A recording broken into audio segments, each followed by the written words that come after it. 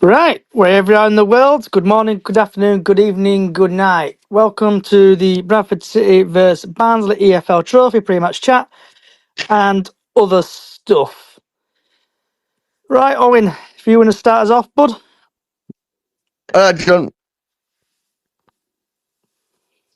Yeah, I can hear you, mate. Oh, are you off to the game tomorrow? I am off to the game tomorrow, mate. Are you going? Yeah, I think I'm going to go down. And do you think we'll win, lose? What do you think? It's a tough one because we've both got nothing to play for. Yeah, so we're currently both on 6 points at minute, goal difference of 4. So basically, we could get battered and still go up. Well, that's the thing. We're already qualified, aren't we? And so are they. It's more for a battle of who finishes top, but does it really matter? No, it don't matter. It's a meaningless game. But if we win, we win. We go top of the group, and we'll probably get a team who's finished second in the other leagues or other divisions. Is that how it works then? Yeah. So whoever finishes top, I think. So if Bradford finish top, they'll end up playing somebody in, I don't know, they could play Stockport, for example, who finished second. Right. Are they all the last games tomorrow? Yes. Like when's that the draw and that for knockout? So Burton are playing Mansfield, Charlton, Sutton, MK Dons, Northampton, Swindon, Exeter, Bradford, Barnsley, Colchester, Peterborough, Accrington, Stanley, Nottingham Forest, Academy, Crewe, Newcastle, Academy. Yep, quite a few games on tomorrow, bud. So, but are they like all the last games? Yes. I don't know. They play 4 games in the leagues.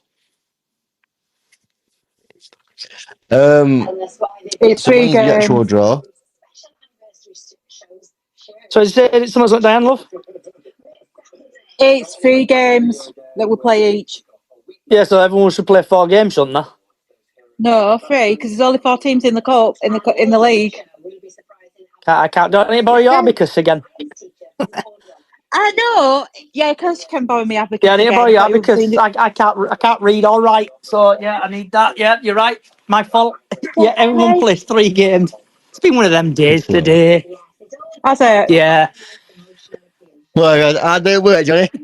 No, I've been doing practicing my HGV today. Been what, sorry? LGV, driving big wagons. Been practicing that. Been a long day. Oh, nice one. Doing donuts tonight in car park. Yeah, donuts eat car park. Right, I'm just gonna remove you a minute, Owen. We're gonna move on to other people. So, Diane and Stan, what's your thoughts on Bradford City versus Barnsley?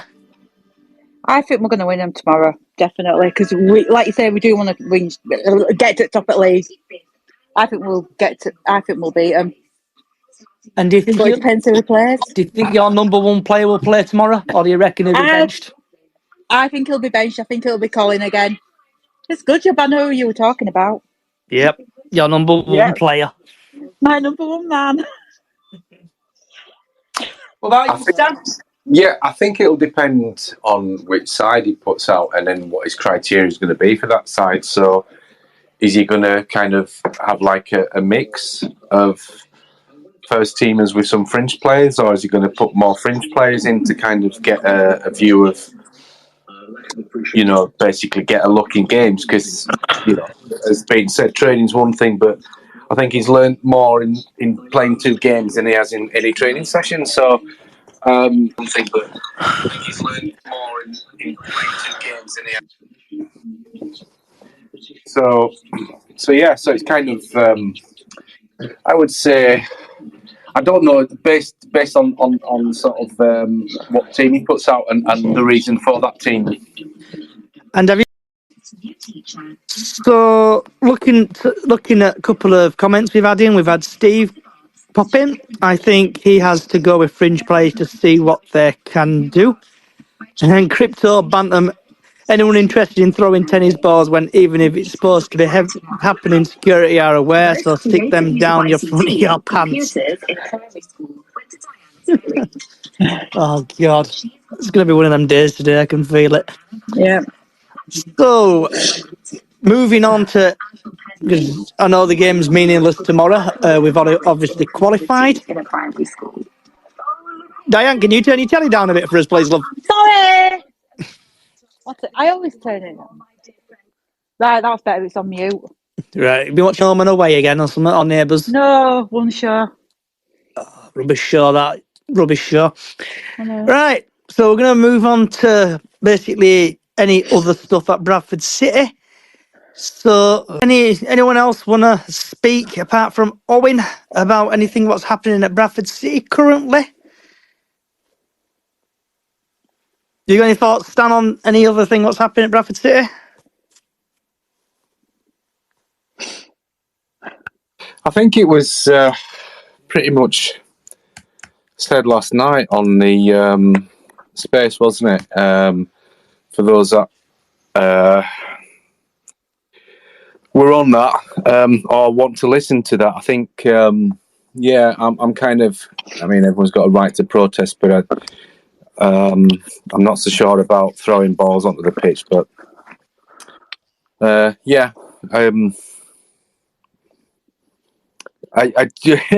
in a nutshell, no, because I think, like I say, I think it's kind of, there was a very long space last night, and pretty much was said last night. So apologies if that's kind of.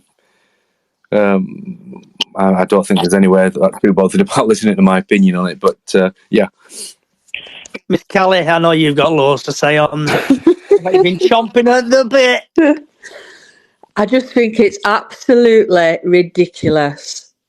Just throw it. I mean, are people just going to walk up to the game armed with full bags of tennis balls? Do you know what I mean? Morrison's bags. For God's sake, I just think it's ridiculous. Yeah, I agree. It's either one person's going to do it and get banned, or multiple people. But what is it actually going to achieve? I don't think it's going to achieve anything. So, Chris, if you fancy speaking, have you got any thoughts on the game or the other Bradford City related stuff?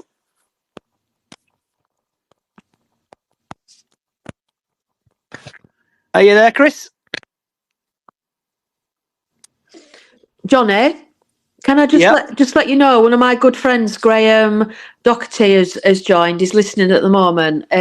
He's actually a Barnsley fan, one of my good friends. So it'd be nice to get his take on, the game about being a Barnsley fan, just to see what. Shut up, Diane, you twat. And I know Barnsley have sort of been through a kind of a rough time lately too. Oh, one of them days today. We've got a couple of people who fancy being idiots.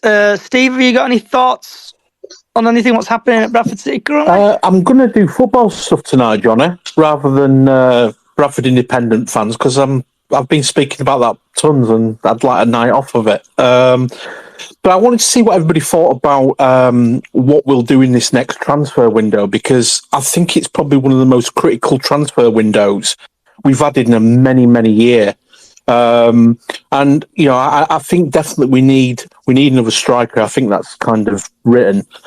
But I wonder what everybody else thought about kind of what our needs are right now. I think Gilead's stepped up, Smallwood stepped up, but I wonder if he's going to kind of go down this winger route, and whether we look to acquire new wingers. I don't know. I just thought I'd see what everybody else thought, because I do think that this could be his last chance saloon for Stephen Gent, because I think he's had 2 bad transfer windows in a row, and I think his first transfer window was solid, but I think I read the other day somebody commented and said, "Oh, he ran out of stuff at Middlesbrough, so then he literally was in the shit after that."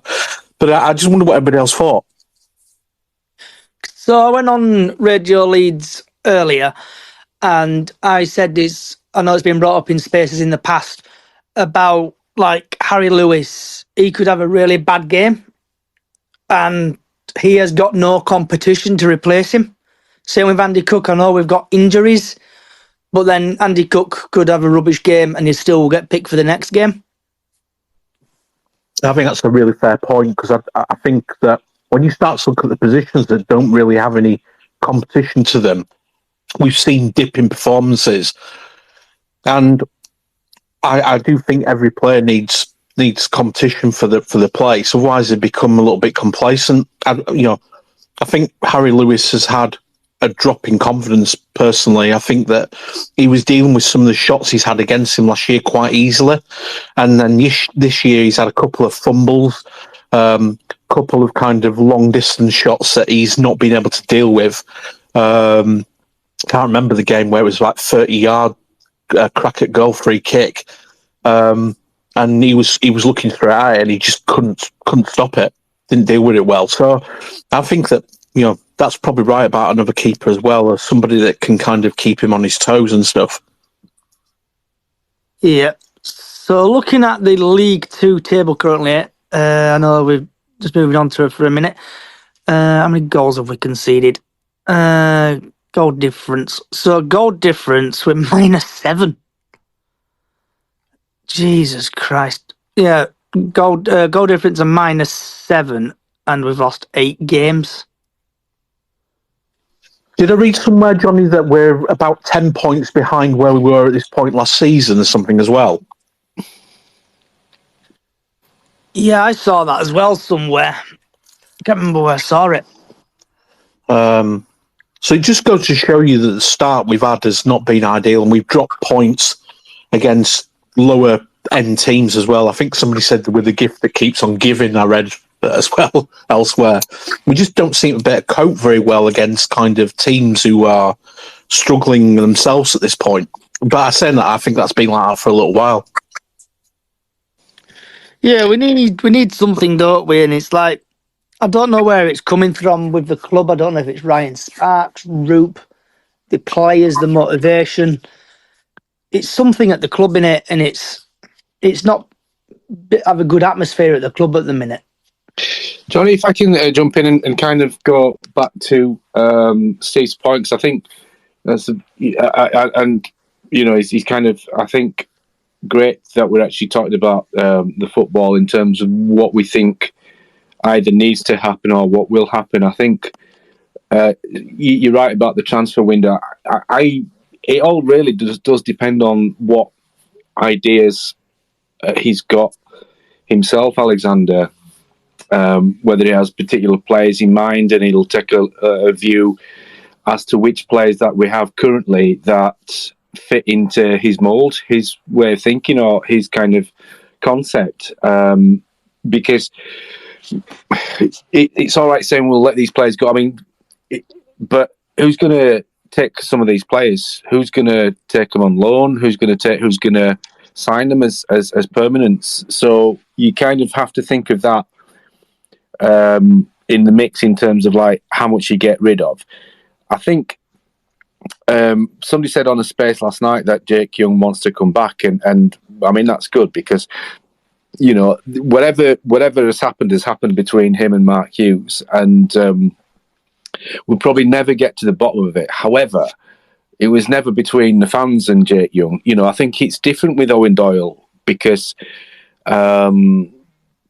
the fans got on his back, and I don't think he liked the club, whereas I don't think that's the case with Jake Young. So, and we do have a bloated squad. I think there are obvious people that probably wouldn't or shouldn't get a game in most people's opinion. The likes of Ash Taylor, but we're kind of heavy in midfield. We've got Kev McDonald, we've got like the centre mid, we've got Kev McDonald, we've got Pato, we've got obviously Gilly and Smallwood, and we've got Ryan East to come back. Now, is it a case of, because he's got like between now and January to kind of get an idea of who he wants to keep in, but also with the players coming back, there's that little conundrum of how long does he give those before he has an opinion on those players. So it's a tough one for Alexander, because unless I mean, I'll admit I don't know what his kind of style has been prior to this. I know he was manager at Scunny when we were in League One challenging for the Championship. So, I would hope between now and the next 2 or 3 games, and that's why probably tomorrow is important, that he kind of gets to see combinations in terms of hopefully he'll be able to assess very quickly a core of players that he thinks, right, okay, this is the core that I want. And it might be a case of, well, actually, when we get the loan lads back in, we may be okay. And the case of, if you can move anyone on that he would like to move on, you don't know at what point Oliver's going to come back, fitness-wise. He's not going to come back very quickly. He's going to be, hopefully, for his sake, introduced 10 minutes, 15 minutes and build that up. So that's going to be a slow process. And obviously it's been talked about, hasn't it, in terms of giving Cookie and Harry Lewis a rest in terms of it's more a case of taking them out of the firing line and just, between now and then, if say, for example, we've got somebody like Kieran Kelly, and say Platt, a back middle 2 of those.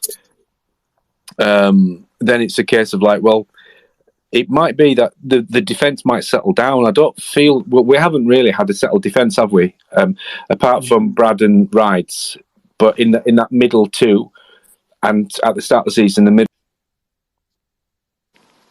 combination that basically made us one of the best defences in the league last year. We were conceded, one of the fewest amount of goals, and that was down to all the back 4.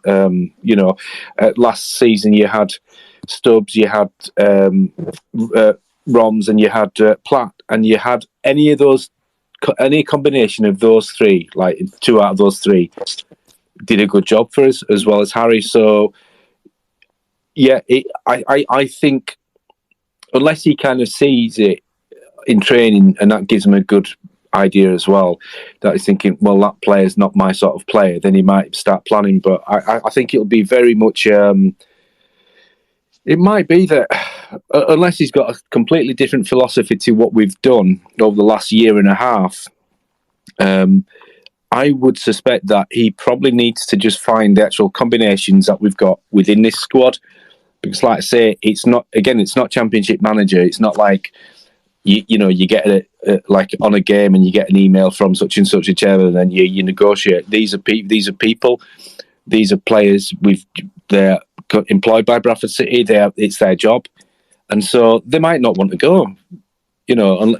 So it's a big job, but it's also a big set of plates he's got to spin, and it's going to be very interesting to actually see what it does. I hope personally that for whatever it is, he finds the right formula, and then we move forward. But yeah, very interesting point to bring up, Steve. Owen, have you got any thoughts? Yeah, but what on Alexander? On anything, or Stan's points, or anything, or what Stan said? On the Alexander point, it's one of them, and it's early doors, but what cards have really been dealt with here, you know what I mean? It's a lot of people criticising the squad and that, but you look at that second half on Saturday, and 2 of them players in that second half, start of the second half, you know what I mean? After the subs were, they were 9 of them were playing for the team last year. I think they were only Smith and Richards that were new. Smith and Richards who were new, I think. So with the team, what do you think has gone wrong? Do you think it's just motivation, or do you think they're just they can't be bothered? Do you know what it is, right? I don't want to criticise RG, Mr. Graham, but why is he setting up in this 4-4-2? Yeah, I know we had a discussion on stuff yesterday about 4-4-2. I think a couple of people say, no, it's like a dinosaur formation, 4-4-2. People hate it or love it. But like when we were under Hughes, he were playing 3 whatever formation he was playing, and then people were crying out for 4-4-2. I think 4-4-2 would work with wingers. It's just we need the players for that positions. Well, we've actually got wingers, but we just like to play Jamie Walker. Who, what the hell? Like he's not a winger. I don't care what anyone says. He's not a winger. Like he's a number 10 on a good day, and he's still not fucking good at that. But that's besides the point. We've got likes of Chapman and Tulloch on bench, and they are wingers. Like they are wingers. Bobby as well. Yeah, to be fair to Graham Alexander, he did come out after the game, didn't he? And he said that he has to take the blame because he set up wrong. Well, to be honest, mate, I don't watch interviews anymore because when I go to games, I'm fucking just sick and tired of excuses, to be honest with you. It's just like, I've paid all this money to get down, and, you know, like MK Dons away, I spent all that money to go and to get annihilated. I know this is a different thing, but it's like I don't want to listen to what the players have got to say about gaffers. It's like, it's not me, man. So with the results, Owen, Yes. do you think, or what's your thinking? Do you think you're going to buy a season ticket next season? Or do you think you're just going to be like, yeah, screw it, I'll stay at home and watch it? Kind of thing. No, to be honest, mate, we could go down. I'd get a season ticket, but that's just me and my blind faith. I just kind of follow through thick and thin, if I'm honest. Like, I'm still fucking yet to miss a game this season, and I'll probably try still go every single one, if I'm honest. Yeah, so, it's like with everything like that, the club is... It's like ever since lockdown, I tried to get to most games. I'm even going to Forest Green on a Tuesday night. So stuff improves and stuff. Have you got anything you want to say, Callie, love? Yeah, just, I mean, after the game on Saturday, and at the end, obviously the players started coming towards the fans. And I've never, I've been going to Bradford City now for 50 years. And in all my years, I've never stood there and not clapped them. I didn't know. I was stood there thinking, well, I really don't know what to do here. I don't want to clap them, but I don't feel like I'm a proper fan if I do clap them. And it was horrible. Just a horrible situation to be in. And I've never felt like that ever. I mean, I'm not one of these people that leave at half time. I always stay till the end, even if it's a bad game. Apart from once, which was a Blackpool game, which we know about, Johnny. And that's the only, in 50 years, that's the only game I've left. But yeah, it's just, I just wish we could just get back. I've watched a game tonight on my TikTok when we played Leicester and we beat Leicester 3-1 in the Premiership. With Dean Staunton scoring, and the team just looked so alive and kicking and fighting, and that's what we're missing. And as a Bradford, I mean, I know we all feel the same. It's just so depressing at the moment, isn't it? Yeah. Have you come down from your celebrity status yet, Callie, being shown live on national telly on Sky Sports? Look, you came a meme, didn't you? Like you're having a fallout with Lenny. Yeah, I did. But yeah, you have to pay to speak to me nowadays. Does your friend Graham want to say anything about Barnsley or anything? Do you want to let us know, Graham, about No, he's a Barnsley supporter. I'll invite you to speak, Graham, if you want to. Does he know Paul Callan? I don't know. You'll have to ask him. Oh, I just know. So I've sent you an invite, Graham. If you just want to tell us, I know moving back, but just see about how Barnsley are getting on these days. Wait, he's a Man City fan. No, his home team is Barnsley. Ah. Okay. So I've sent you a request, Graham, if you do want to speak. But if you don't, we'll move on. So, just having a look on the BCSC hashtag. The man in the seat, 67. I appreciate the motion and running high, but throwing tennis balls onto the pitch is not a great idea. We all want a new ownership, so do your protest outside the stadium, but once you get through the turnstiles, get behind the boys. They need us. We want our club back. Oh, he's requested. Good lad. You okay there, Graham? Tomorrow.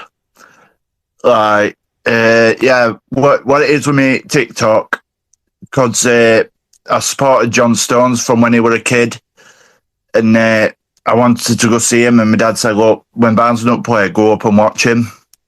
And like, that's the story. Like, because I like to go watch John Stones, so I've seen him when he was a kid.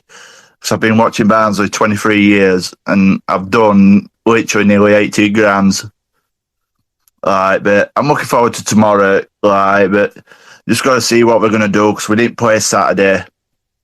Like, with international call-ups, but we're both going through. I'm just wondering if he's going to play a strong side to get momentum going back, or if he's going to play a young lad side, to keep them going, like, and save main ones for Saturday. It's a bit of a tricky situation, but main thing is we're both through, that's the thing. So I've just got to see what he puts out tomorrow. But after last couple of games, like in league, it's not been best. With manager, sometimes we've had good games, and some games we've been absolutely awful. Like, I went to Derby, and it was just absolutely awful. After last year, when we got to Wembley, and I cried at Wembley. I just cried so much. And then to this season, it's a bit different, but it's new manager. But some Barnsley fans are sticking with him, some are not, with it being different this year. So it's an hard situation. So currently you're 6th in League One. So if he does play a strong team tomorrow, what players do we need to look out for? Who's like your best player and who's just basically bossing it? Best players is a young lad called Jarlo. He's an 18-year-old lad. He's like centre striker, small lad. Like, he's got like dreadlocks like that. He's a good Luke O'Connell. He's a good midfielder. He's had time off with injury, but once he gets going, he's got quick ability. Like, and if do play him as well, Aidan Marsh.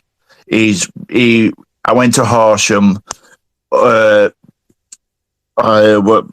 week, and seeing Aidan Marsh and come back, and Luke Connell switching it did help Barnsley a lot better this time, and it's been a massive, great thing. So, main thing, Luke Connell, Aidan Marsh, if he starts them, I think he might do, and Jarlo, the striker. He's been very, very quick. He's only 18, but he looks promising. After last JPT, he looks like the part, you know what I mean? And I think in a year or so, I think he might be a good first-team player. It looks like you've got a former Bradford City player playing for you as well. Devante Cole. Yeah, Devante Cole. Yeah, he's getting that ability, but getting goals in. Like, sometimes he has bad games, but every player does. No, you look at Messi, Ronaldo, and Haaland. They have bad games. You're not going to get it every time, but he does play well. He's found his feet and he's got his them goals. You know what I mean? But when he don't play, it's a bit of a thing. Who's going to score his goals? We've not had much this year, and it's not a thing. Like, I think he's a good player. Like, gets ability, passing, and when he's on form, he can be a fantastic player.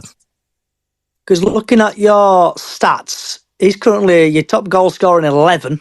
He's absolutely bossing it. Then you've got Callum Styles on 3, Barry Cotter on 2, John McAtee 2, Jonathan Russell 2, and then you've just got basically a few players on 1. Yeah, and that's the thing though. He's been main key player, but I think with January, if we don't keep him, Devante Cole, I reckon we could be 50-50. If we go up or not, because I'm not too sure. Because when we had Michael Duff, I had that confidence a bit more because we played fantastic. If we had bad game, we progressed. But this year, some games have been not best because we've always sold top players. We've had players, and we've never said, "Look, why can't we keep them? Why can't we just say no?" But we've let them go, and then signed players that are not ready in our team, and it's not worked out sometimes at best. We've let some fantastic players go. And with Devante Cole, for me, we need we need somebody that can score goals alongside him that can play well, but sometimes it's not worked out. But I think with Luke O'Connell coming back in, I think it might work. But there's January coming up. Who knows what happens? Like, So looking at your team, have you got any like weaknesses in your team? Have you got any like is your team scared of, I don't know, long balls or anything like that? Or where do you normally concede your goals from? mainly defence area, you know, like long balls sometimes when it goes over. Like, so when we played Ocean 3, we drew 3-3 at our ground, they were lumping it, and then defence weren't catching up a bit, and defence lets us down.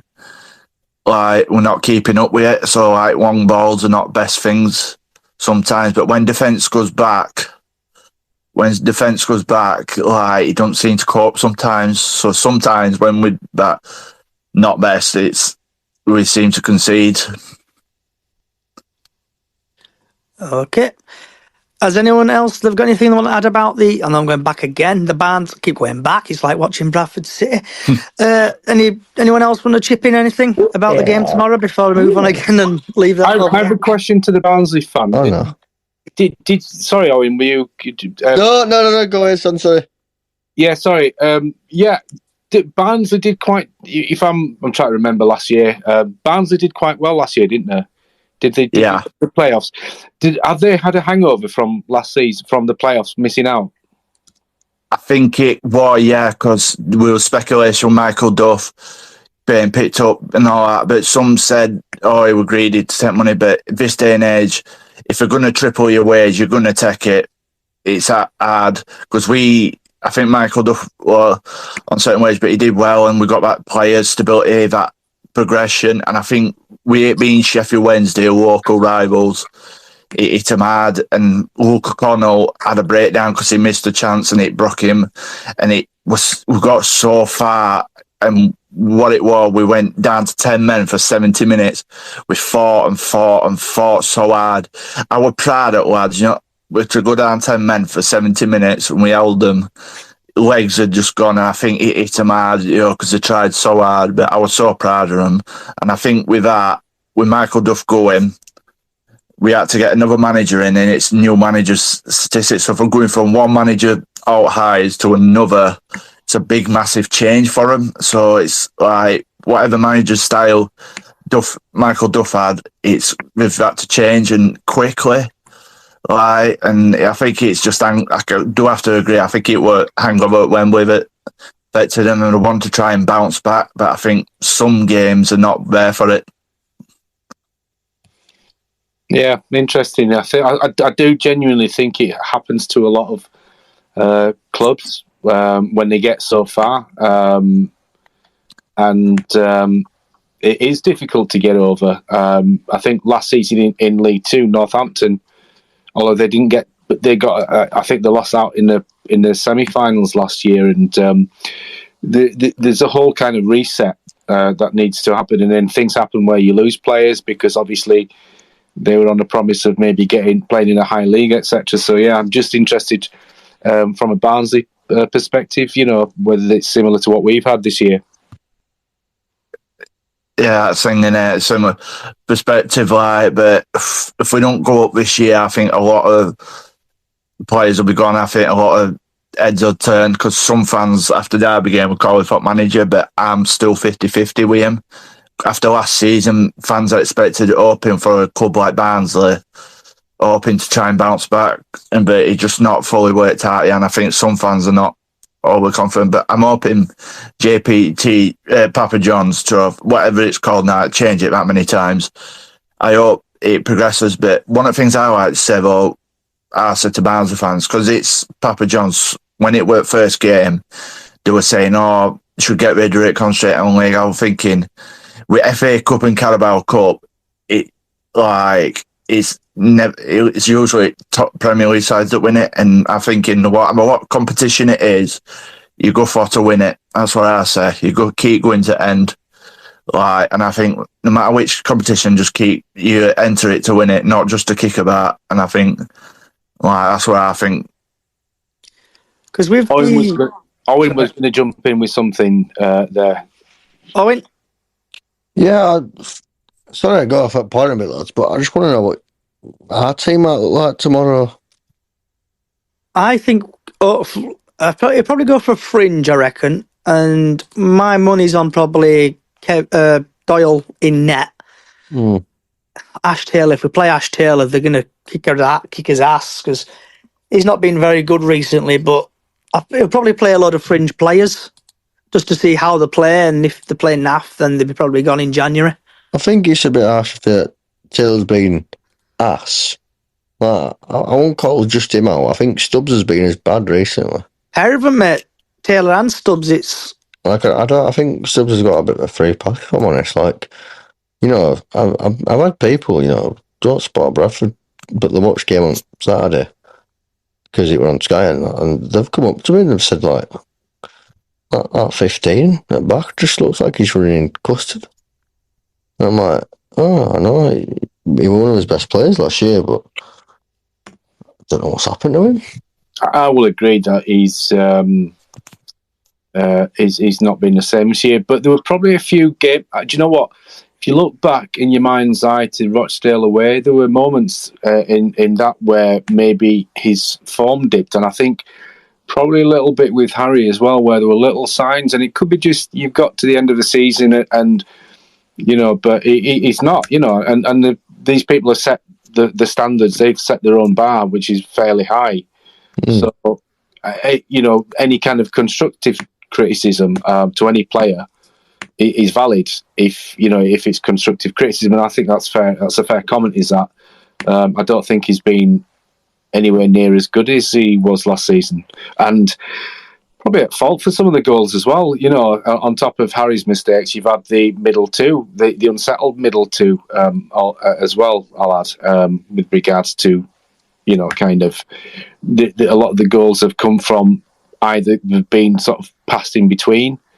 The touches. If you remember the touch, was it Taylor passing? Oh, there's a couple of incidents in a few games where either Taylor and or Stubbs have had a really bad touch, which has led to basically letting somebody in, or a simple pass that should not be anywhere near kind of going astray, but it has done, and we've let players in, you know. So I agree on the Stubbs thing. I think, I mean, for me, give Platt and Kelly a chance, you know. I don't know. I mean, that's down to Alexander to sort of see what he thinks and see how the trains, etc. But let's hope he finds a formula for that. So the team, what played Notts County, Lewis, Richardson, Stubbs, Taylor, Halliday, Poynton, Gilead, Smallwood, Walker, Cook and Smith. So when... Johnny, I think he's got to start Platt and Stubbs tomorrow. Just try and raise some confidence in Stubbs and get them getting an understanding again, because I don't think that Taylor's the answer. I think put Platt alongside there, you're a lot more solid. 100% agree on that, yeah, because Taylor, I know I've been on here and past podcasts and spaces been berating Taylor. Tell me if I'm wrong what I'm saying, guys, but he's like, I know we got him from Kilmarnock or whatever it's called in Scotland, but he's not good enough for league. I think he's had like one good game since I've watched him, but he hasn't seemed to improve. I don't know if it's like morale or just his motivation, but it doesn't seem he's been playing well. To be honest with you, Johnny, I think he's looking for too much time all the time. The point that Stan made about the misplaced passes, that's happened in about 6 or 7 games that I've watched this year, where the basics seem to have gone out the window, where they're trying to pass across the back four, but they're putting a ball, like, you know, where the speed sometimes, they're hitting the balls too hard sometimes as well. And literally they're having to kind of adjust to then start an attack. And then when we do that, we've lost all momentum because they're having to adjust to a really bad ball. I mean, those defenders really need to work on kind of like basics again, you know, putting a ball just in front of Halliday so he can run onto it. But instead, you watch in some of the games, they've put the ball behind players. So then the defence is having to adjust. And that's unforgivable, really, for professional footballers. You expect them to be able to kind of put a decent pass forward and put the ball in front of the player so that they can run onto these things. Because we always seem to lose momentum, and then we go back to basics of putting it backwards and then playing it across the back four forever and a day again and again. So, like I said, I think tomorrow he's got a prime opportunity to raise some confidence in those centre halves and literally get a partnership going with them again and push forward, because I think that's what these games should be used for, especially when he's in his planning phase at the moment. But we'll see. Do you think he'll play Andy Cook tomorrow, or do you think he's going to rest him? I think he'll rest him tomorrow. And to be honest with you, I don't know about anybody else, but I think he needs some time out the firing line, to be honest with you. I mean, some of the chances that he kind of squandered on the weekend, he would have buried those last season. So the lad is obviously struggling with various different things. It's confidence, isn't it, Steve, that Cook's lacking at the moment. And yeah, I mean, I think that Andy Cook is one of the most dangerous strikers in the air in our league. He's got so much power, but a couple of the shots a couple of headers that he positioned himself last game, it was like a shadow of himself, because he would bully defenders out of the way to get to that ball. And I've seen a few times in the last 5 games, Sutton particularly was but I was stood right behind the goal, and he literally was getting bullied by their defenders. Now, that never happened to Andy Cook last season at all. And I just think that he needs he just needs to collect himself a little bit, and maybe I think tomorrow might be a good night off for him. Just let somebody else have the pressure and let them have a go, because I think he'll be better for it. Who else would you play though? Like, I know you could just say Smith, but then that's $1 million question, isn't it? Yeah, I think you could play Chapman. Personally, it's got to be Derbyshire, because why he ain't getting a game is a bit beyond me, to be honest. I know people want to bring up his age all the time, but when he's played, has he done shocking? I don't think he's a pretty reliable striker. It's just because he's 37, people have just got an issue with it, and I don't really get it. Have you got something to say, Diane, love? I have about Andy Cook, like they were saying, if you rest him, don't forget last season when he got rested, he came back better. He seemed refreshed when he got dropped for them last few matches over Christmas. I think he came back better. He almost like he gets his hunger back, Diane. Yeah, definitely. You can tell the difference in it. It's like there's a point to prove as well, isn't it? He's kind of like, any away fans giving him grief motivates him, and like anyone, being dropped for a few games seems to motivate him as well. Is that kind of that was what Hughes was really good at in terms of managing Andy Cook. Well, he was a striker who knew that pressure, didn't he? Though. Yeah. With Andy Cook though, like at the Notts County game, where I was stood up next to Callie all game, and at the end of the game, obviously some fans a bit further down were giving Andy Cook jip. Police got involved, but I think Smallwood did. I think it was Smallwood who was captain, who did stopped him losing his shit and told him to walk away, because Andy Cook looked like he was going to go off the rail. I don't know if anyone else saw that.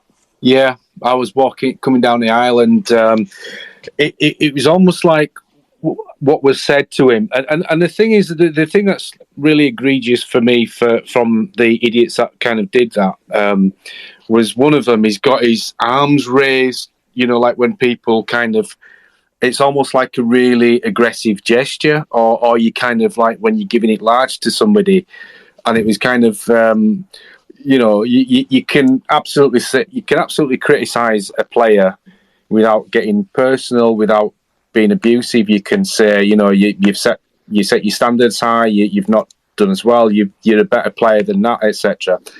But it looked really unpleasant, and this is the thing with what's happened this season from the fans on the terraces. It's obviously a minority, he's clearly a minority, but it's just this kind of really unpleasantness, and I mean that, sort of a real kind of, it's just, there's no need for it, end of the day,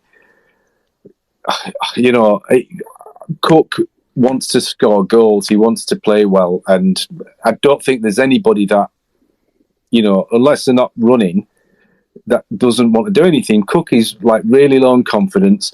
You saw that in the Stockport game, that he was almost like beating himself up. Yeah, he could have got a hat trick that game. Misses a penalty. You could see it in it. You can see it. He's that sort of player, isn't he? He's kind of like he sort of. So he needs like a chance or a fluky goal to just get him back on track, and we hope that was at Newport. But it sort of, there were obviously the team was kind of like there was very much a cloud hanging over the team, so it probably didn't help. But it was really, really unpleasant, and end of the day, these idiots, it's like to berate a player for like missing chances. I mean, that's ridiculous. If a player's not put any effort in, you can tell him you're lazy shit or whatever. But to kind of come at Cook for that is really unnecessary and unpleasant. That second time, that is 2 matches in a row that fans have had to go at players, because don't forget last Saturday they had to go at Ozadabe in the Cup, and he came over and Gully had pulled him away. It's got to stop that, though, isn't it? It's not exactly kind of enthralling them to put on a shirt and come out fighting and giving everything for 90 minutes, is it, for the club? No. Especially when you see fans, abusing people like that. I mean, going just back to Cook, I've seen some of the kind of like training videos, etc. The Cook that we saw last season, where he was laughing and joking, is gone. He looks so serious when he's basically on the fit. He doesn't look happy. Even when he's arriving at the ground on like inside match day, whereas he before he was, laughing and joking and things like that, he just looks a shadow of himself. And what some of the minority of fans need to realise is that when you've got confidence players like that, it's not just about the confidence of scoring goals; it's about how he's perceived as as a player by his own fans, because it will have an effect on him. It can't not do. He's only human, isn't he? Because Chris Nail has just tweeted us, Cook is 100% confidence player. He currently has none. Yeah, I mean, you can't disagree with that, can you? It's kind of... and I'll say one thing as well that's been very much a thing. And if you remember the games last season where Tranmere away was probably one of the first ones, but you could just sense the atmosphere in the ground in a good way. Like, when you're going into the, you get your pie and whatever you're getting before the game, and your cup of bother or whatever, and there was a really good atmosphere, and that transferred onto the players. And this is what I can't get in terms of like, I mean, it's a free country. You're allowed to sort of shout and this that, and the other and be unhappy. But how many games like Donny away and all the away games we had where basically the fans carried the team over the line in some games, or just basically the players fed off that, and conversely they feed off the negative, not the negativity, but the nastiness in the crowd, and it's like people don't realise that. It's kind of like if somebody's getting behind you, I know there's got to be something that's got to come from within the game, but if you can kind of sense it before. Morecambe away this season and Crawley are the worst two examples for me. There was a real kind of underbelly at the Morecambe game, where people are like offering each other, saying they're going to, when they see them in town, spitting on each other and stuff. It's like, come on, guys, you're adults. You're doing this in front of your kids. It's like, at the end of the day, okay, you've paid money and stuff like that, but it's not the most important thing in the world. And to kind of get to that level of vitriol is just just have a word with yourself and just think, look, it's not nice, and to expect the players then to kind of perform when basically not that it's the abuse they're getting that I can't agree with. 100% criticise the performance and stuff like that, but abuse, no, it's kind of crosses a line. It's like with what you're saying there, Stan. Like, I've been to games with Callie and a couple of other mates, and we've gone to game and we've been, we're gonna smash these like Tranmere, we're going to get excited, we're going to beat these, and then the fun is going. And if there's not a part, like you're saying there, party atmosphere in the stands, I think it's because we're not up there. I know we're currently 19th in league, but fans seem to be getting pissed off, and the stuff they're saying is bang out of order. Like what they do with Andy Cook, Osadebe is bang out of order. But the club is I think it's in a dark place at the minute, and wins will obviously climb up the table, bring the party atmosphere back. It's like, I remember I was speaking to someone the other day about it. Like they come out to Midland Road, it gets people clapping, doesn't it? But what game were it where I'll just have to find it. If there was a game where they came out to a right tune and the right part of the atmosphere. Where are we? I think it might have been Sutton or something like that. But Sutton actually came out to a good. Oh no, Notts County actually the other day came out to a good song, and it gets like the fans motivated. But we come out to Midland Road. It's not a very good song, is it, to come out to? I know it's like Midland Road. Do you know what, Johnny, as well? They don't seem to play the Midland Road song at the right time. I think that's a lot to do with it. Also, it doesn't help with the fact that it sounds like a song for a promo video for the Scottish Tourist Board. I think. Do you know, Johnny? You kind of used a phrase there which I think really sums it up. And apologies for everyone that's heard me say this over and over again, but I think the club has been in a dark place since the Carlisle result, and I think in a dark place pretty much sums it up. And I get the disappointment. You know, I mean, it was an awful game to watch because when there's so much riding on a result, sport is the worst experience when it's your team. But we need to, and hopefully, you know, sort of like, I mean, it's really up to, I guess, Alexander to kind of find a formula to lift that sort of cloud a little bit, because in the short term, that's going to be the only way that the sort of mood is going to be lifted. Obviously, the off-field stuff, which I don't personally, anyway, I don't want to talk about tonight because it's been kind of said and you know and that stuff, and there'll be things that are happening that we don't know about. So, you know, in that context, but in terms of the football, yeah, I think. And I hope to God that Alexander does find the formula to kind of lift this cloud that's hanging over, you know, Valley Parade at the moment. But yeah, it's like coming back. It's like when me and Callie come back from games, when I pick her up and bring her back from games and stuff, miserable in car because we've lost. But it's opposite when you win games. It's like the winning factor needs to come back to Bradford City. Like in past, like what season did we get to League Cup final but go up? Like 2000 and... It was 12-13, wasn't it? 12-13. Like party atmosphere there and stuff.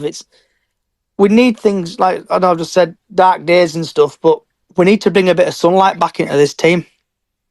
I think. I mean, I agree, Jenny. I think it's a case of like, it's not so much winning, because we've all been on games, away days or whatever, where they've lost. I guess it's the manner of the defeat which kind of sets the mood on the way back. You know, you think, well, you want to go to an away game that at least they've been in a shout with actually getting something out of the game, and it might be individual decisions, you know, players making the wrong decision or whatever it is. That's fine, but yeah, it's kind of. I really do hope. And I hope that, I'm sure people here listening tonight want the same thing, that the cloud is lifted up over the club, and at least on the field that there is something that basically starts to turn around in terms of like just seeing something where you kind of think once the players start enjoying the football, that will transmit into results, and hopefully that will also transmit into the terraces, because I think obviously they both feed off each other. But I don't know the answer short of like suddenly winning, you know, the next 10 games kind of thing. But you don't want it to be fragile. That a couple of bad results kind of and things start to turn. But I think it is down to us really as fans to kind of to create the atmosphere we want to create. Yeah. And that's pretty much all I've got to say in that sort of specific context. So going, I know I'm going back again, but we are live. I've just seen some interesting statement from Markham AFC.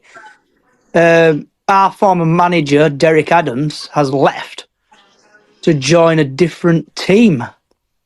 He's going back to Ross County, Johnny, I think, is what's rumoured.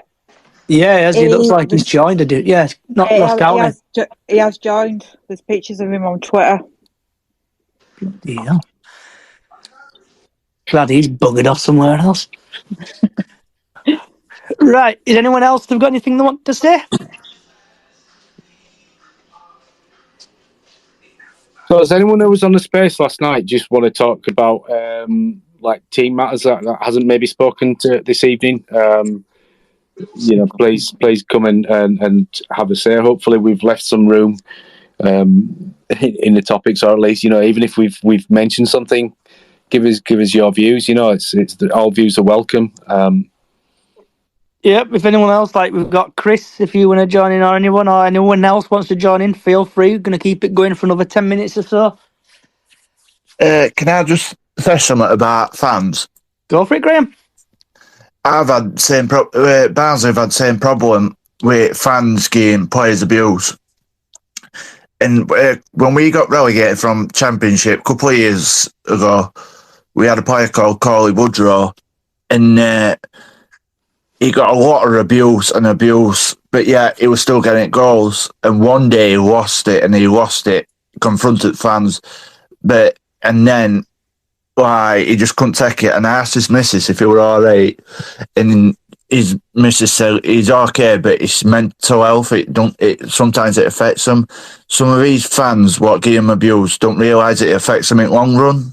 And when there's shouting, abuse and off and getting them go, and then swearing at crowd, one of you mentioned, saying, "Oh, I'll see you when." Right back and all that. They don't realise fans get scared and think, I don't want to go anymore. And players will think, this, I can't take it, and and it's just not on anymore. And it affects them badly, players. And when Corley Woodrow got abused, it just affected him and he struggled after a while. But some fans don't realise that, which I think there should be tougher punishments for it. I 100% agree with you, Graham. And I think when I was a few seasons ago, I was sat at the table in McCall Suite, and Nicky Law's girlfriend was there, and she was talking to me about she felt isolated because obviously human dynamics, etc. That some of the other wives and girlfriends, etc. Were maybe closer to each other because maybe they live more locally. But she was telling me about she found it lonely because obviously played up in Scotland. She was a young Scottish girl. She came down, lived I think somewhere around Sheffield, and didn't have any friends. Was alone, and then obviously was having to do the school run, etc. And if you think of that, and that player goes home to that wife or the girlfriend, and the girlfriend is kind of saying this to him, and that's on his mind because he's a human being just like the rest of us, and you're 100% right. Shouting abuse at players is just just remember, sort of they're just kicking a ball about, and they're exactly the same as you and me. They're just better at football than we are, and people. I don't think people realise the effect they're having. I mean, I would like to think that on this space that nobody's done that or doing that, but passions do run high. But it's just remember that's some young kid, that's some bloke who's got his missus is upset or his missus is not.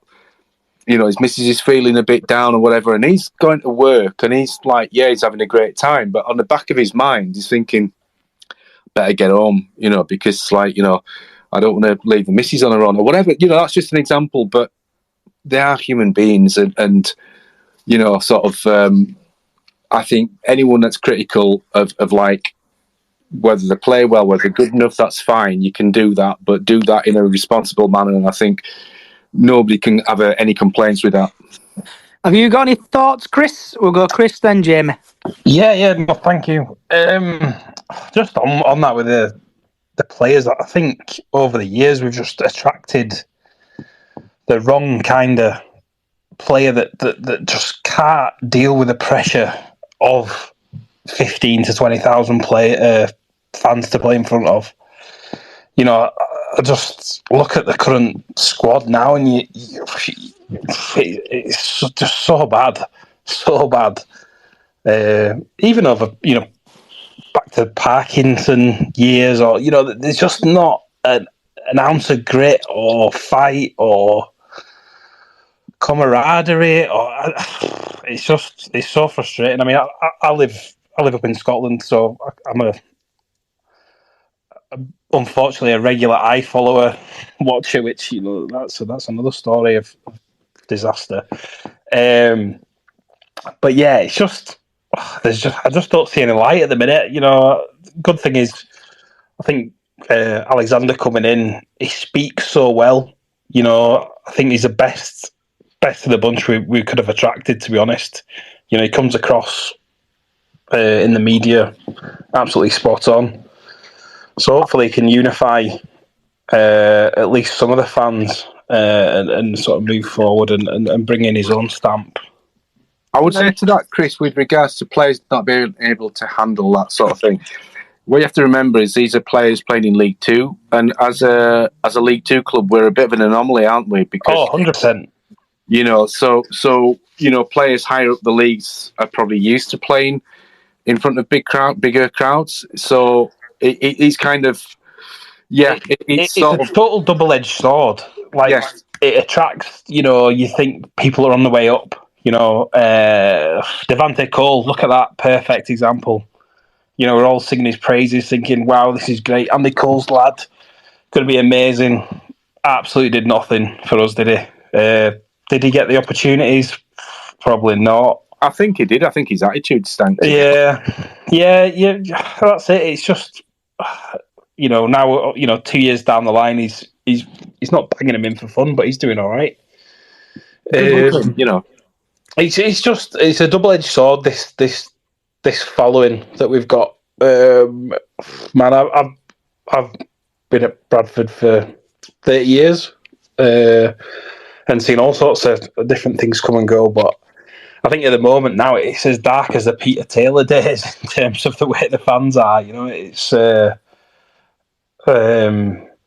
I'm not against this protest. I'm not like pro let's throw balls at everybody. Obviously, it takes some throw from central Scotland from here to get to Midland Road, but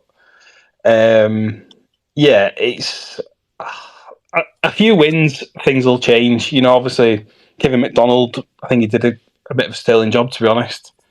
That bounce back that came from him taking over was good and quite positive. Obviously, a couple of dodgy results in there, but the team's full of dodgy results. Just the way things are, the mentalities. There's obviously 2 or 3 things that ain't right down there, which it's sad to see from a distance. Okay, Jamie, have you got any thoughts on it, bud? Or have you got anything Bradford City related you want to say about? Yeah, I think for me, what I've noticed, and it's been the last couple of seasons, our fans. I don't like to diss the fans because we spend a lot of money. We follow them all over the country, but the relationship between the fans and the players just seems to be quite toxic of an atmosphere. Like, even if you look back to the last few years when we've had players that have left the club, and the players that have left the club have kind of not had the relationship with the fans when they've left, and a lot of players have come out and said bad things about the club after they've left. But if you look back to the year when we got to the League Cup final, when we beat Chelsea, things like that. Those players have actually kept in touch with the club. They felt loved by the Bradford fans, but at the moment, and it's possibly because we've had big turnarounds of players, but I don't think the players feel that love anymore, and the fans can be that extra man. At times when we've really struggled in the past, the fans have pulled the players across the pitch, and we've actually been that extra man there. And in terms of what people say about playing in front of 17,000 fans, some players are not up to it. I do agree with that, but at the same time, why do opposition teams seem to up their game when they're playing against 17,000 fans? Why are we getting on the back of our players? It should be a fortress. Let's get on the back of the opposition players. Let's encourage our lads. I'm certainly not a happy clapper, which I've been accused of in the past, but if we make a mistake, if we let a goal in, don't just turn around and say, "Oh, not again." Encourage them, clap at them, cheer them on, because if their heads have gone down, it's our job as fans to pick those heads back up again. And I think we just need to, as fans, we just need to really get on with that. Yes, there's lots of things happening in the background, which I'm not going to talk about. Yes, we'd all like lots of changes, but for 90 minutes, no matter what's going on that pitch, we should be there encouraging them, because they're not going to turn things around if they've got 17,000 people on their back. And that's just my opinion. That is fantastic, Jamie, because watching the Matter of Heart DVD online and also on YouTube, I remember times where we would concede and the whole ground would come and cheer them on, to roar them on to get goals. The fans need to be the 12th person, I reckon, to get the team scoring. Yeah, definitely. I definitely agree with that, and that's what being a football fan is. Jamie, you don't just support them on the good days; you support them on the good days and the bad days. I agree with pretty much what you said there. What I would say is that I don't think it's the size of the crowd. I think it's the nature of the crowd, because we had 22,000 against Orient at home last season. We had some really high big crowds at the end of last season, and because the fans were, as you said, encouraging, it made that size of the crowd didn't matter. It was basically the mood of the crowd. No, definitely, and I totally agree with that. And in my opinion, if you're always encouraging the players, no matter how many fans are there, the more the better. If you've got 17,000 fans and they're encouraging you and they're pushing you forward, then that's got to give you that extra 10% that you need on the pitch. It's like, I know in the past, I think myself and especially Callie, she's mentioned about Gary Jones. And Gary Jones was like the leader, the captain. He dominated the pitch. Do you think, I know we can't do it, but like have 12 Gary Joneses who actually show fight and stuff like that and passion? And like scoring goals, celebrating with the fans, just like the good old days. I know it's like going back to Stuart McCall, but for third time, but like passion and just passion on the pitch. Do you think they need someone to motivate them and kick them up the derriere to play better? Yeah, we do. Yeah, the fans need to be motivated by the players, and the players need to be motivated by the fans. So last year, Harry Lewis, every game, the fans absolutely loved him because you could tell he had that passion there. For whatever reason, he's struggling this season, and I think obviously in the summer he said himself, his mum even said he struggled mentally, and he had a kind of a mini blowout week, which he said himself.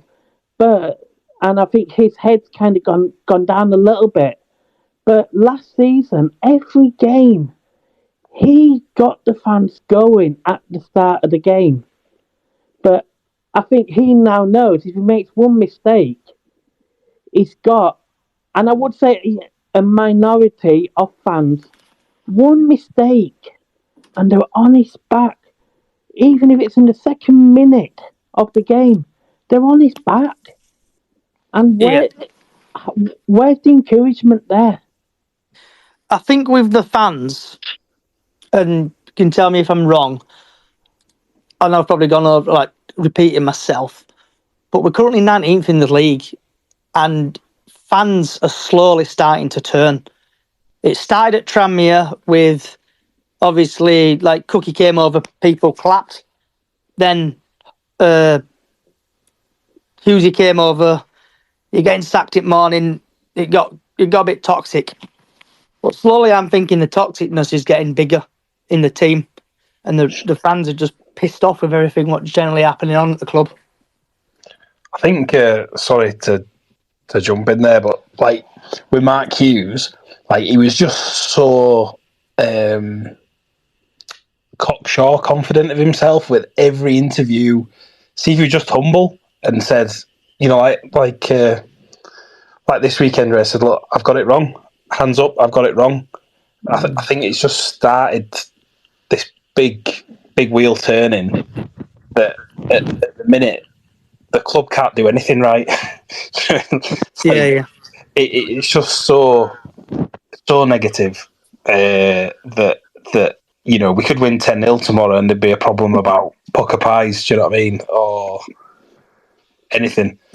I think, Chris, on that though, he was the same Mark Hughes that he was last season, and you know there wasn't that kind of atmosphere about the place. Yeah. I think because we liked him last year because we were winning. You know. Well, yeah, it's kind of like, I think, I mean, there's been a massive shift in the mood since the summer, you know, and I've said it a million times now, so I won't go over it again. But kind of, So now we've got to just, fans have got to find a way as well to kind of.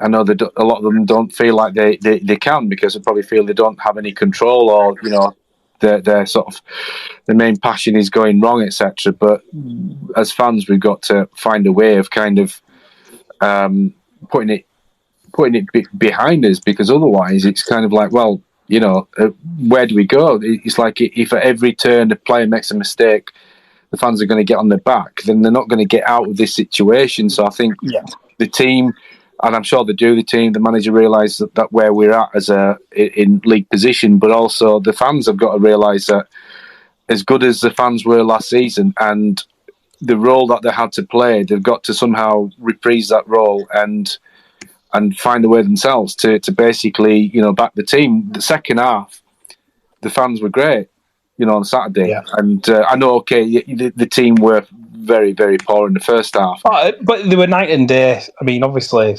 I think Notts County maybe switched off a little bit in the second half. But, yeah, you could see that obviously the half-time talk had worked. Like I say, I think Graham is going to be good. I think he'll be good for us. I do.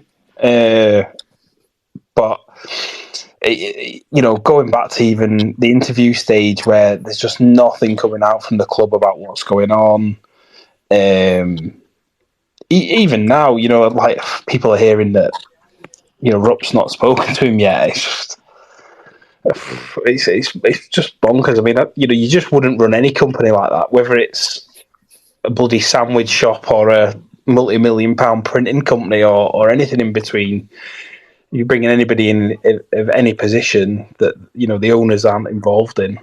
It's crackers. But, you know, I'm all for positive thoughts, and let's hope that we're going to turn a corner. January will be interesting, that's for sure. I think so. I would say as well. I think as fans, and please anyone shoot me down if you disagree with me, but I think what we've also got to not do is jump on any kind of little bit of information like that about Rupp not having spoken to him, because if Alexander's not bothered by that, then what difference does it make? If he is bothered by that, then that's, but we don't know that. And it might be a case, as Alexander himself said, well, in a 2 or 3 games, he'll have a better idea of where he's at, then he's likely to speak to him. So we're allowing ourselves to be wound up by every little bit of news, and we're not kind of zooming out a little bit and just kind of There's just been so much negativity for I don't know, this season or since the sort of playoff loss. It's been hard for anybody, but that's my thoughts on it anyway. That it's hard to see. Bobby Poynton's probably been a shining light. That it's been a little bit of a story that we've got a local lad in there that's kind of kept us on off our seats, stood up watching him play. But yeah, there's a handful of players in that squad, never mind the first team, that they are holding it together. They're dragging us through the line. Lewis, I think, was exceptional. I think he's been overworked, to be honest, and back to recruitment side of it, like how he's never, had somebody to challenge him. Obviously, Doyley's fantastic. He's just a cheap option. It's a squad seat and it's a coach. But he must be absolutely mentally fatigued, and I think that's what's showing us now. So I'm going to start winding up, guys and girls. So I'm going to ask everybody 2 questions. First of all, the important question: what's the score going to be tomorrow? And second question is, where are we going to finish this season? So I'm going to start with Stan, who likes to sit on the fence, and then we'll work our way back. No comment. There's always one. Diane? I think we're going to win 3-0 tomorrow night, and I think we could do playoffs. Ooh. Steve? I'm going to go 2-1 to Bradford tomorrow, and I've got 10th in my head for some reason. I think we've dropped too many points, but I'm hopefully proved wrong. And just while I've got the mic as well, if anybody follows Tom, Almost No Pit, he's released a bit of a tweet, which is allegedly the security team at Bradford, the stewards, who have been asked to basically kind of search people effectively for tennis balls. What's the name? Yeah, sorry. Seen that. It's Tom it's at Almost No Pit. Is it under the BFC hashtag, or is it? Yeah, I've seen him. Tom, here we go. If I urge you, no. When did he send it, bud? Here we go. Found it. Retweet that. Subject: increase security measures regarding tennis balls due to protest. Dear security team, I hope this message finds you well. We are writing to inform you about specific concern that has arisen regarding a potential protest within the vicinity of Bradford City premises. In the light of this, we would like to request immediate enhanced security protocol, can't even pronounce that word, in area of searching for tennis balls during routine security checks. Ill intelligence, what's this, MI5, that protesters may attempt to use the tennis balls to convene messages or cause disturbing during the event. To address the potential threat, we ask the security team to, especially through inspection, personal belongings for tennis balls. Additionally, please ensure that all staff are briefed on the matter to maintain undefeated and effective response. We understand that the importance of balanced security measures with the comfort and safety of our visitors. Your diligence, I can't even pronounce that word, to maintain and security. Yep, so I've just retweeted that out. So Graham, the Barnsley fan. I'm going to give you a bit of a tricky question for you. So, what's the score tomorrow, and where do you think you guys will finish? I think tomorrow I'm going to go for 2-2. And for positions after the last 2 weeks, I think between 3rd and 10th, that I can't really call it because I don't know if you never know who could pick up form or not. But I said between 3rd and 10th. Jamie? Yep, I think tomorrow, Barnsley, from what I've heard, are probably going to be playing some of their young lads. So I reckon 2-1 City tomorrow. And where we're going to finish, I actually do think we've got the players that if we're going a good run, we can be that team that makes the playoffs at last minute. So I'm actually going to go for playoffs. Okay. Miss Callie, who's currently shelf stacking somewhere in a location. I do not shelf stack, Johnny. I know keep you telling do. you this. I like winding you up. I'm going for a 2-1 win tomorrow. Oh, here we go. She needed to say something before we ended, didn't she? Yep, always chasing that dog. She's telling you what she thinks. Yeah. It's Dog's prediction. Yeah. Yeah. It's dog's dinner. That's where we finish. Dog's dinner. Yeah. Do you remember Doggy Day? Can I just say, do you remember Doggy Daycare? That was hilarious. Anyway, that's I'll tweet that out at some point, Yeah, Callie. yeah. Callie, Sorry, so 2-1 to Bradford, and I think I'm going to be positive. I've supported them long enough to know we can bounce back, and I think we're going to end up in 6th place. And Callie, what's today's podcast sponsored by? Doggy Daycare. Yes. Burton away, if anyone remembers that. Burton away cup. It didn't matter Caliber. whether we won or lost or Drew did it, and it was just hilarious game. I can't remember. Were you drunk? Were you tipsy when you came Very. out of that? I was very, yes, yeah. And last but not least, Chris. I'll go with 2-1 tomorrow to us, and I think we'll probably finish 12th or 13th, to be honest. Okay. And my prediction, I think we're going to win 2-0, and we're going to finish, I'm going to go 15th. And there you go. And on that note, push that button. Could say thank you for everybody for joining today, and thanks for Radio Leeds for letting me come on. If you like what you're listening to, you can get us on Bradford City Up the Chickens on Facebook. Also, you can get us on Bradford City Up the Chickens on all podcast services. We're going global now. We're getting big in Great Britain, India, Switzerland, Portugal, Brazil, and also YouTube, Brace Odds 1. Wherever you are in the world, good morning, good afternoon, good evening, good night.